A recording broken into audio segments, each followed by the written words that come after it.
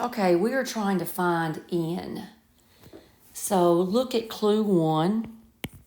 And clue 1 says, if an employee were randomly selected from n, the probability of selecting a female would be 2/3. Well, how would you figure out that probability? You would do the number of females over the number of employees, and that would give you 2/3. Well, we're asked to find n, and I've got two variables, f and n, so I can't solve for n. So that does not work by itself. Clue 2 says, if an employee were randomly selected from f females, the probability of selecting a new employee, well, x is the number of new females. The way you would figure out that probability of 1/2, it would be x, which is the number of new females, over females. The number of females is f, and that's 1/2, but I'm trying to find n, and there's no n in this equation, so this one doesn't work independently either.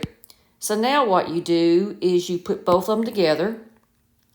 Well, up here, I know that it's not going to work, but I can, if I solve this top equation for n, cross multiply, and you get 2n equal 3f, and we know that n equals 3f over 2. Well, I don't know f.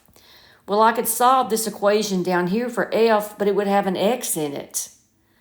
So I've put both of them together, and let me show you just in case, okay? So I know that x over f equals 1/2. Well, if I solve this for f, I get f equal 2x. And then if I plug that back in up here, I get n, which is what I'm trying to find, times 3 times f, which is 2x over 2. But you still have an x in there, so you can't solve for n, so nothing works. Your answer is E.